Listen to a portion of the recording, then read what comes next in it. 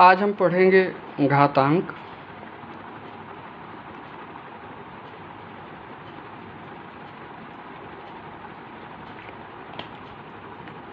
इसमें क्या होता है कि कोई भी संख्या है, जितनी बार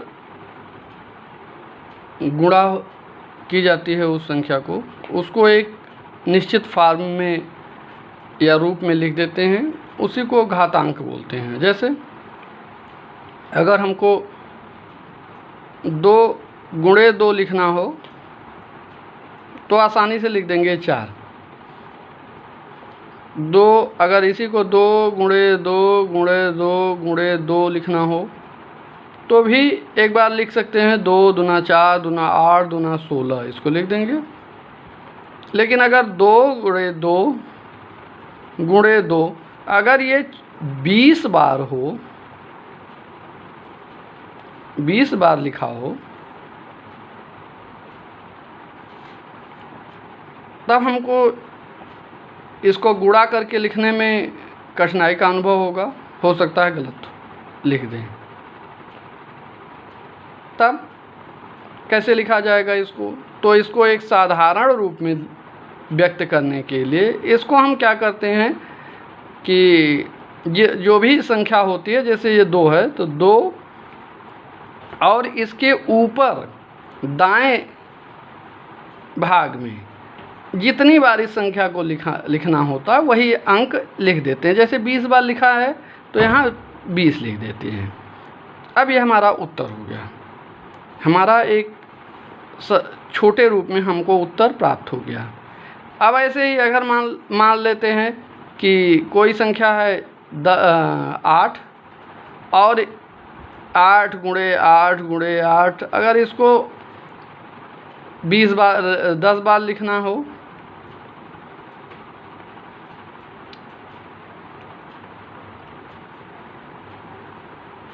तो हम इसको लिख देते हैं 8 की घात 10। ऐसे ही 5 हो, 5 की घात 5 गुणे 5 गुणे 5, अगर इसको 50 बार लिखना हो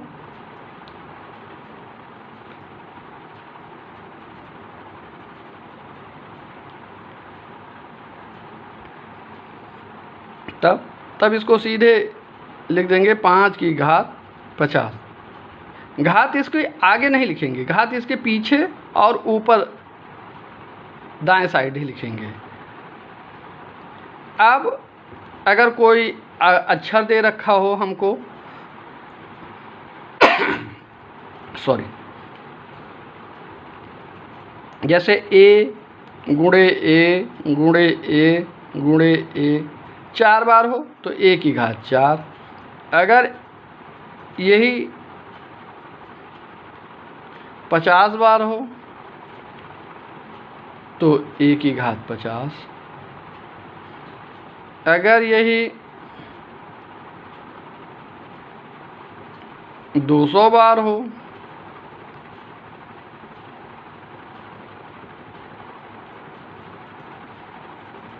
तब a की घात 200। इस प्रकार यहाँ पे अगर a गुणे a गुणे a ये n बार हो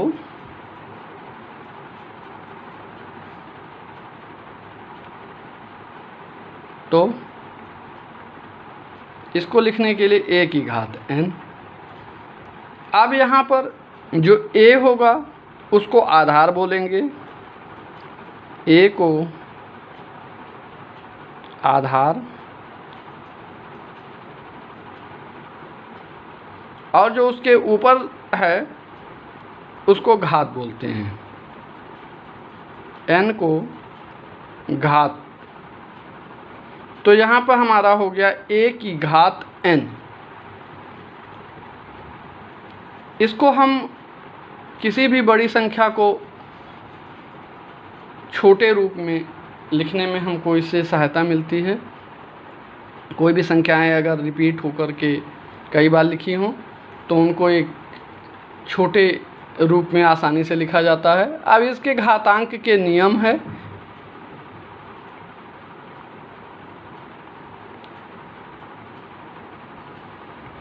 घातांकों के नियम। बीजगणित में ये काफ़ी इसका महत्व है, क्योंकि उसमें बहुत जगहों पे इसका प्रयोग होता है इनके नियमों का, इसलिए हम इनके नियमों को भी जान लेंगे क्या हैं। कि अगर किसी भी संख्या है उसकी घात 0 हो तो इस पर क्या क्या प्रभाव पड़ता है, तो हमको क्या रिजल्ट मिलता है। जैसे 2 की घात 0 हो गई तो ये 1 बन जाता है, 3 की घात 0 हो गई तो 1 बनेगा, 4 की घात 0 हो गई तो 1 बनेगा। अर्थात a की घात 0 होने पर उसका मान 1 हो जाता है। अब इससे निष्कर्ष निकलता है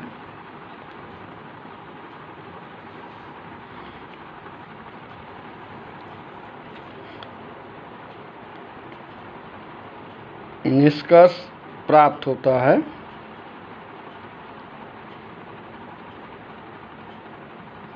कि किसी भी संख्या की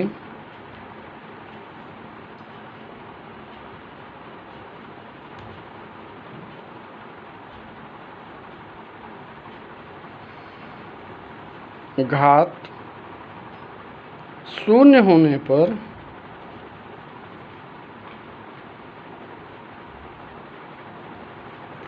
उसका मान 1 होता है।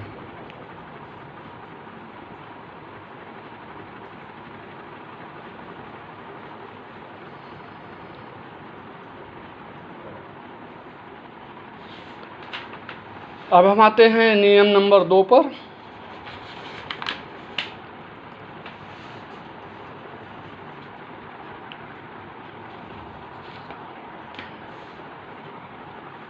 नियम नंबर 2 में यदि संख्याओं के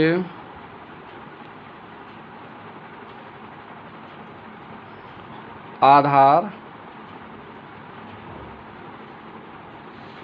समान हो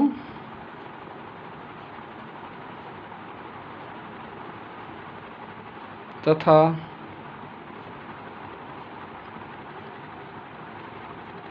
घातें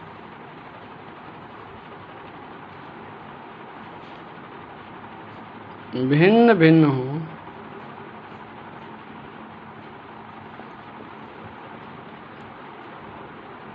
तब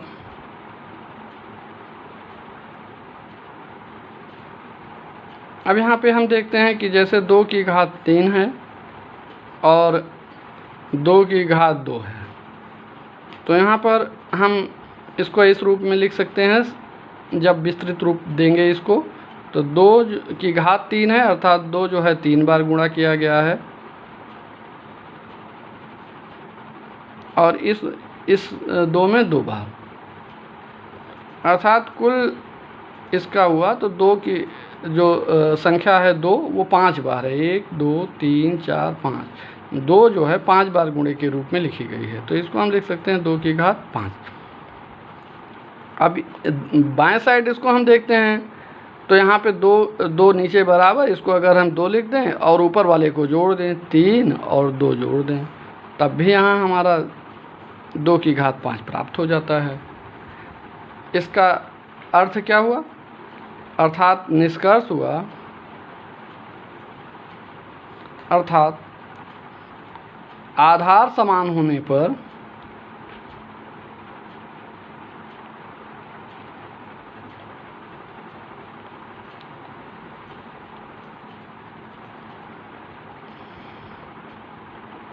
घातें जुड़ जाती हैं।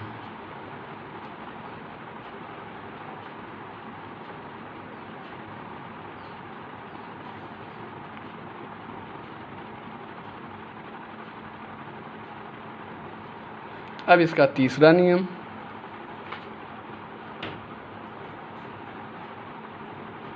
कि यदि आधार समान हो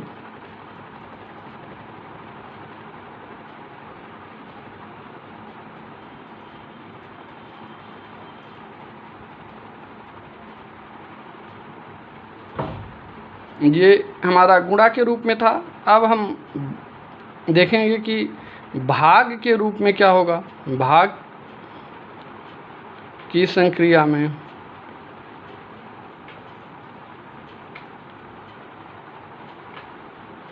आधार समान हो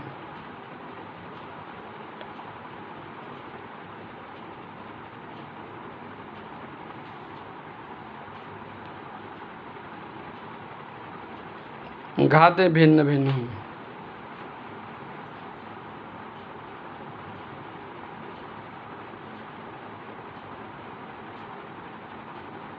तब जैसे 3 की घात 5 और इसको भाग देना हो 3 की घात 2 से। इसको विस्तृत रूप में करेंगे तो 3 की घात 5 है, अर्थात जो है 3 जो है 5 बार गुणक के रूप में है। 4 5 नीचे भाग में 3 जो है घात 2 है, अर्थात 3 जो है इसको 2 बार गुणा किया गया है। अब यहाँ पे भाग में अगर समान है तो काट देते हैं। तो यहाँ पे हमको 3 जो है 3 बार 3 देखते हैं कि 3 है तो 3 को 3 की घात के रूप में लिख देते हैं। अब यहाँ पर हम देखते हैं सीधे प्रक्रिया में कि 3 की घात 5 और इसको ऋण कर देते हैं घात 2, तब ये बन जाएगा 3 की घात 3। अर्थात भाग की प्रक्रिया में आधार समान हो तो घातें घट जाती हैं। भाग की संक्रिया में आधार समान हों तथा घातें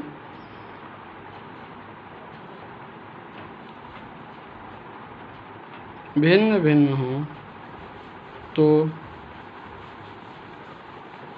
घातें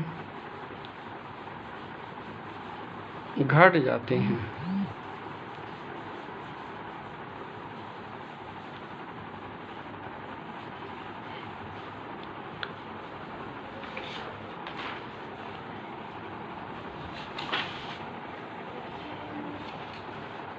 अब अगला नियम देखते हैं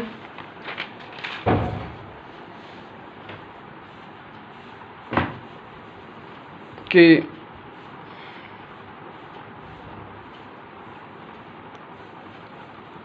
अगर कोई भी संख्या है, जैसे 3 की घात 3 हो और उसकी घात 2 हो, तब क्या होगा। तब इसके लिखने के लिए 3 जो है 3 बार है, घात 3 है, तो इसका मतलब है कि 3 बार गुणे के रूप में है। और पूरे की घात 2 है, अर्थात इसको 2 बार गुणा किया गया है, तो इसको 2 बार गुणा कर देंगे। अर्थात ये आ गया 3 की घात 1 2 3 4 5 6, 3 की घात 6। अर्थात इसको हमको डायरेक्ट लिखना हो, सीधा रूप में लिखना हो तो 3 की घात 3 दूना 6। इसका नियम बनेगा तो a की घात m की पावर पूरे घात n, तो इसको हम लिख सकते हैं a की घात mn के रूप में लिख देंगे।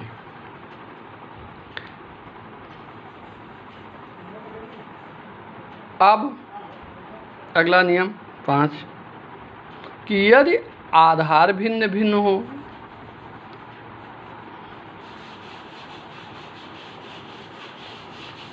आधार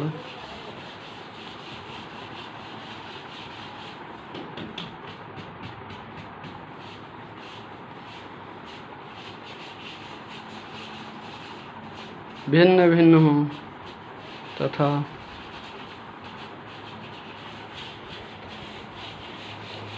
घातें समान हो, तब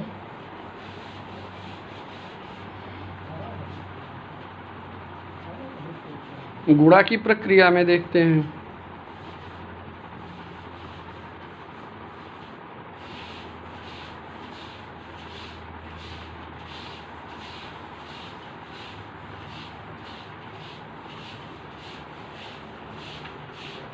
तीन की घात 3 गुणे 2 की घात 3।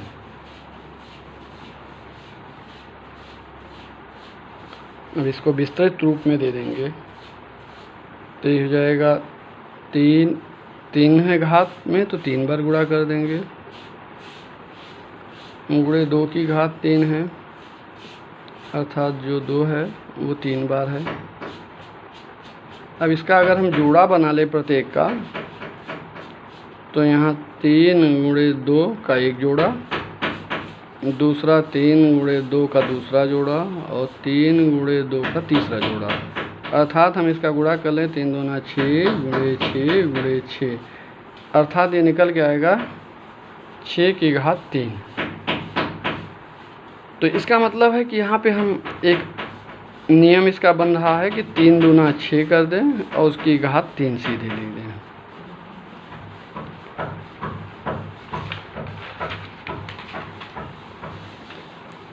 अब इस प्रकार अगर नियम बना कि a की घात m हो और इसके घात n हो, तो इसको हम a की घात mn में लिख सकते हैं। अर्थात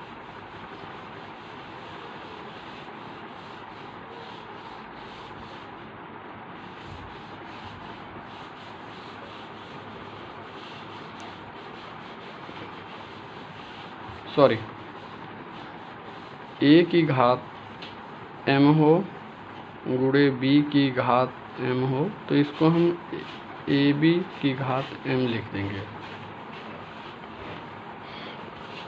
अब भाग संक्रिया में देखें क्या होगा।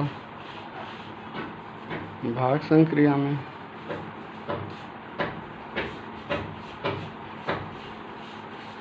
आधार भिन्न भिन्न हो,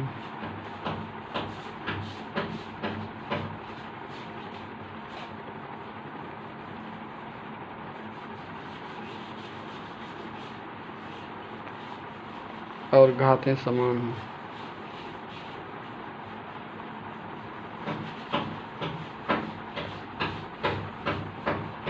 तब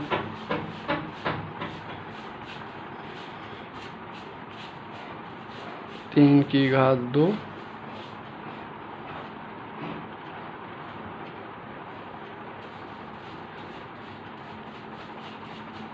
और 2 की घात 2।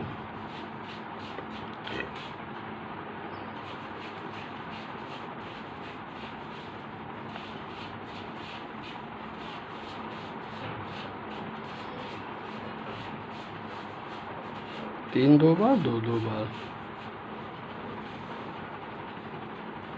तो इसको हम सीधा रूप में लिख सकते हैं 3/2 की घात 2। इस प्रकार a की घात m बटे b की घात m, इसका फार्मूला होगा, इसका नियम बनेगा a बटे b की घात m।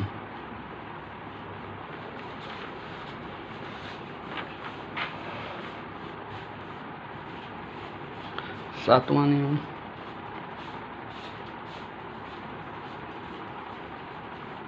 यदि a की घात -n हो तो इसको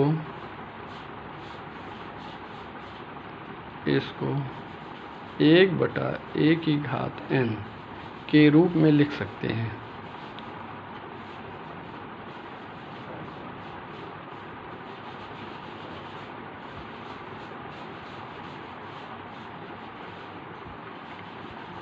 तो आज हमने देखा कि घातांक और उसके विभिन्न गुणों का अध्ययन किया।